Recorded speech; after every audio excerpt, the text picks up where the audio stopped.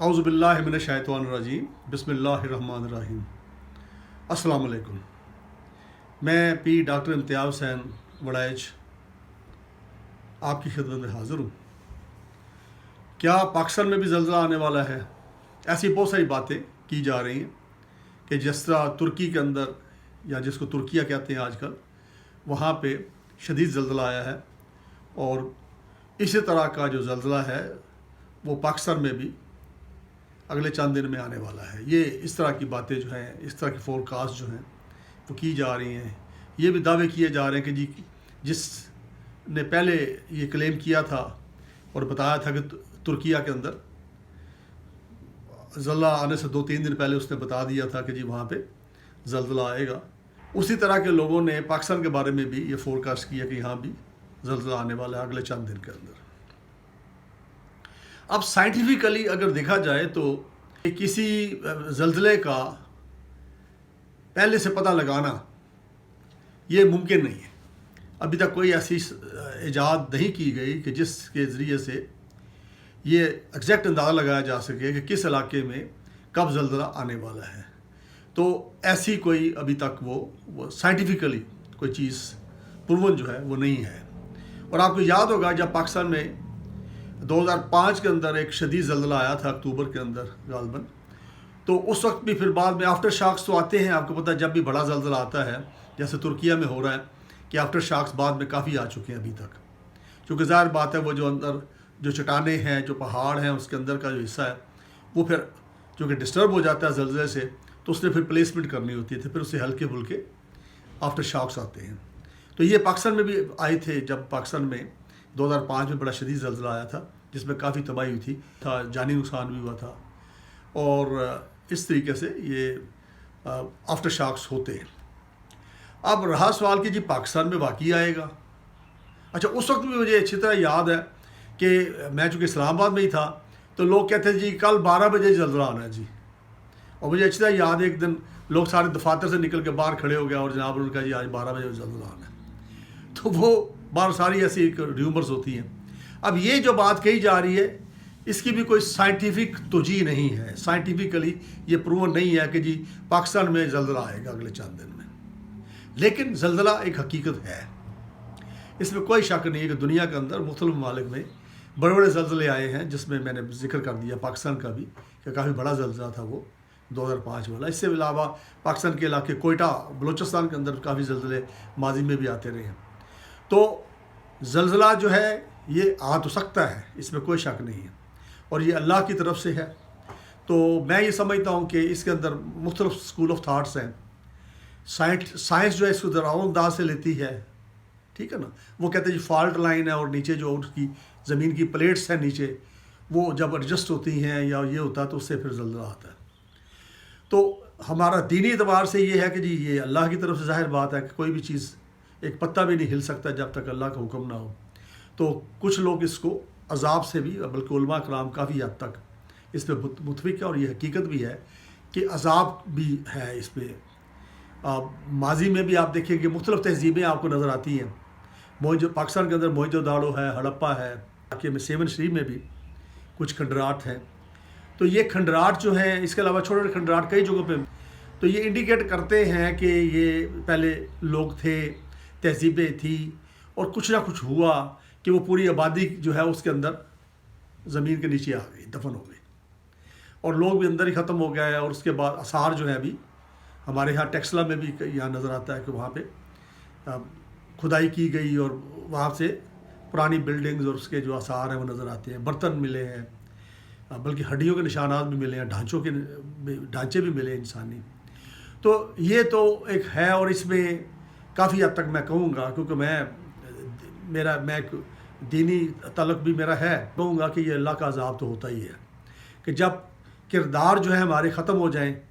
اب جہاں پہ اگر جھوٹ جو ہے اس کو ڈپلومیسی کا نام لیا جائے کہ ڈپلومیٹیکلی ہم نے تو یہ بات کی تھی، ہے وہ جھوٹ ہے، اور جہاں پہ جھوٹ کو برا نہ سمجھا جائے، باقی جو برے اعمال ہیں ان کو برا نہ سمجھا جائے، رشوت عام ہو جائے، منافع خوری عام ہو جائے۔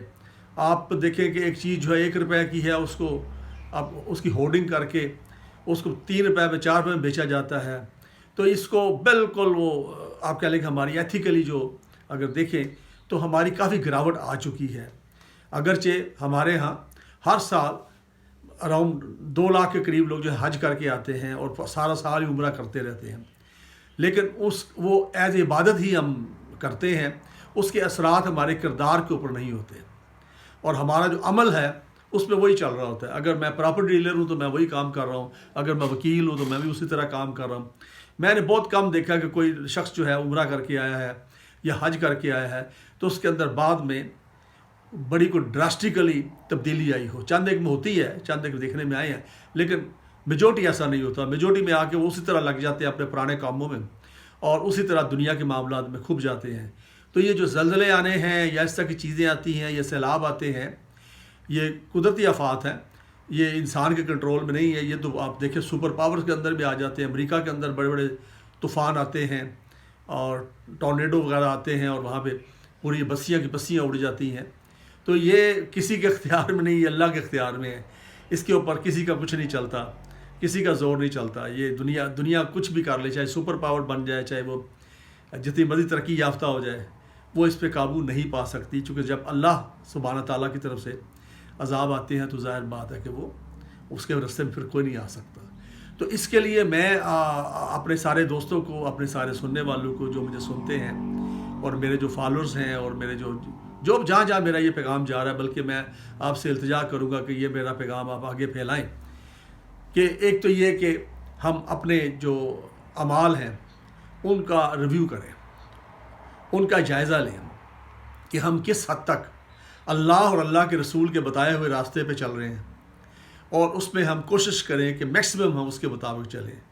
ہم روزانہ اپنا ایک احتساب کا ایک سلسلہ بنا لیں کہ رات کو سوتے وقت جب سونے لگیں، بیڈ پہ جائیں تو پھر ریویو کریں کہ آج سارا دن ہم نے کیا کیا، کتنے نیکیاں کی، کتنی برائیاں کی، کتنے گناہ کیے، اور آئندہ کے لیے عہد کریں کہ جی کل سے یہ گناہ دوبارہ نہیں ہوں گے، اور اس کی گناہوں کی اللہ سے معافی مانگے. جس کے ساتھ زیادتی کی اس سے معافی مانگے، اور اگر تلافی کرنی ہے اس کی، کوئی ایسا کسی کا نقصان کر دیا اور تلافی کر سکتے ہیں تو اس کی تلافی کر دیں اور پھر معافی مانگیں.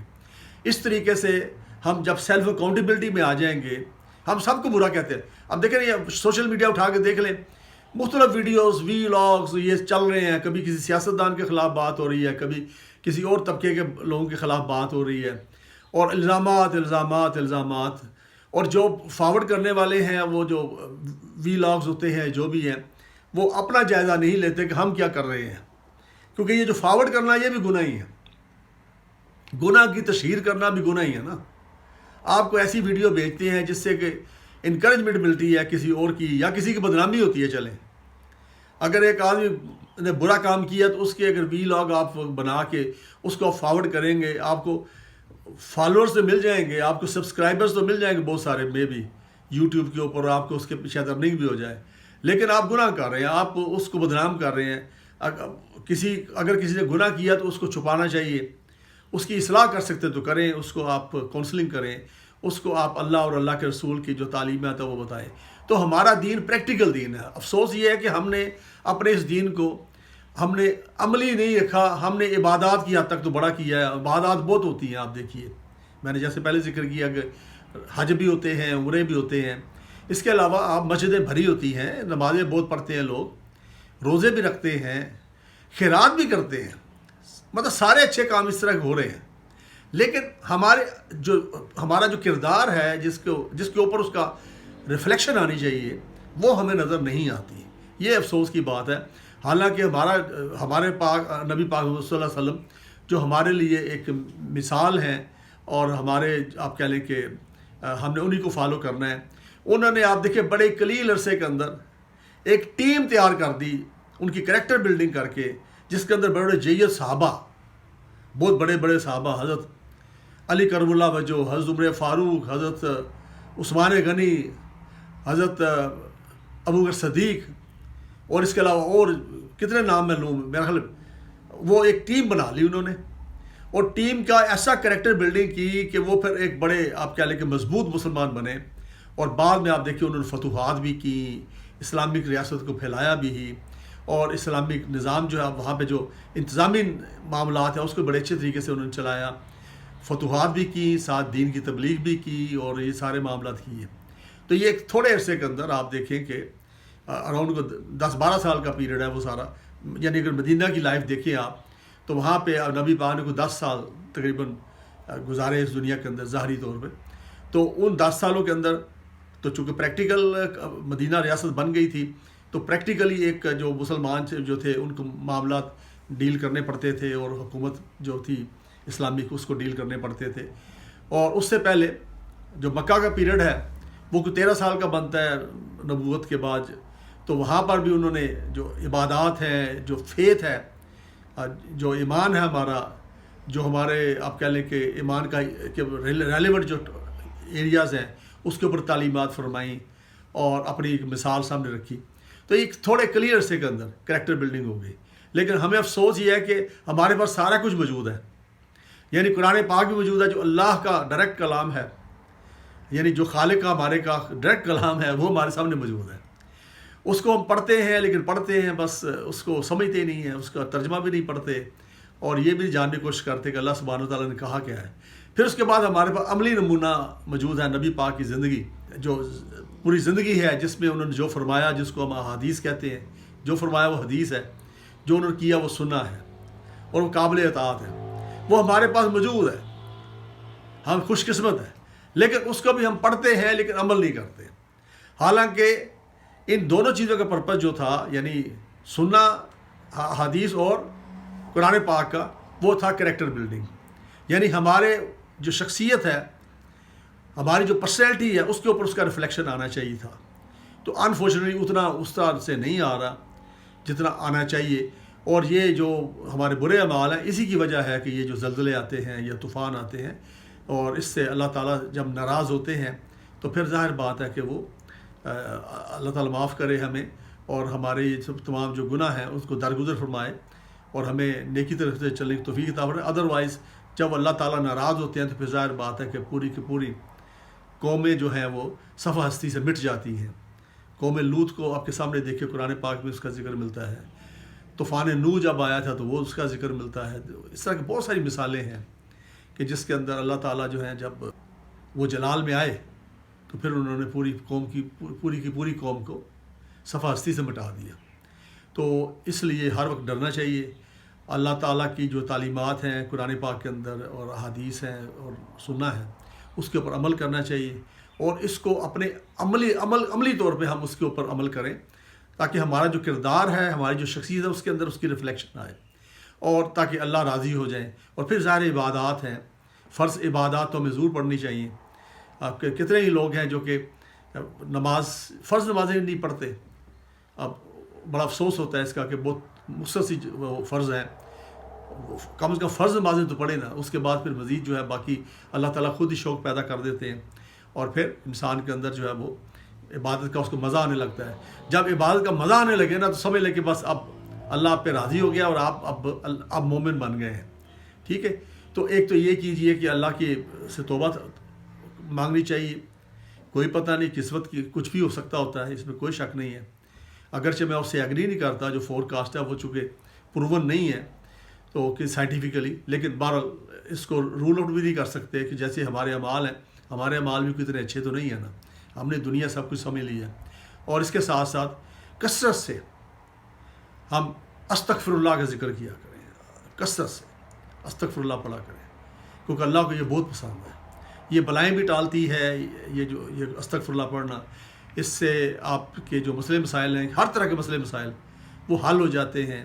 آپ کو سکون ملتا ہے، آپ کی غربت ختم ہوتی ہے، آپ کے جو کام پھنسے ہوتے ہیں وہ حل ہو جاتے ہیں، جائز کام جو ہیں، اور آپ کے لیے آپ کی عزت میں اضافہ ہوتا ہے. آپ محفوظ رہتے ہیں بلیات سے. ٹھیک ہے. اور پھر ہے آیت الکرسی. آیت الکرسی جو ہے یہ میں ہمیشہ سجیسٹ کرتا ہوں کہ ہر نماز کے بعد، فرض نماز کے بعد کم از کم ایک بار ضرور پڑھ لینی چاہیے، اور رات سونے سے پہلے 3 دفعہ پڑھ لیا کریں تاکہ اللہ کی پناہ میں آپ آ جائیں. ٹھیک ہے نا. ایک بار پڑھیں گے تو ایک فرشتہ مامور ہو جاتا ہے آپ کی حفاظت پہ. 2 بار پڑھیں گے تو پھر زیادہ فرشتے مامور ہو جاتے ہیں. اور 3 بار پڑھ لیں گے تو پھر اللہ سبحانہ تعالیٰ خود آپ کی حفاظت اپنے ذمے لے لیتے ہیں. تو 3 بار پڑھ کے اللہ سے معافی مانگ کے، باقی لوگوں کو معاف کر کے، کسی سے آپ کو اگر تکلیف پہنچی تو اس کو معاف کر دیں اور خود معافی مانگیں، اور پھر اللہ کے سپرد کر کے سو جائیں. میں آپ کو یقین دلاتا ہوں کچھ بھی نہیں ہوگا. آپ اللہ کی ایمان میں، اللہ کی حفاظت میں ہیں. اور اس کے علاوہ ایک دعا جو ہے جو حضرت یونس علیہ السلام نے مچھلی کے پیٹ کے اندر پڑھی تھی، جس کو ہم آیت کریمہ کہتے ہیں، لا الہ الا انت سبحانک انی کنت من الظالمین. یہ بھی آپ معمول بنا لیں، کوئی دن میں 1-2 تسبیحیں کم از کم ضرور پڑھ لیا کریں. اس سے بڑی برکت ہوگی، ٹھیک ہے، بلیات دور ہوں گی. تو انشاءاللہ تعالیٰ let's hope for the best. ہمیں اچھی امید رکھنی چاہیے اللہ سبحانہ تعالیٰ سے. اور مجھے اپنی دعا میں یاد رکھیے. بہت شکریہ. السلام علیکم.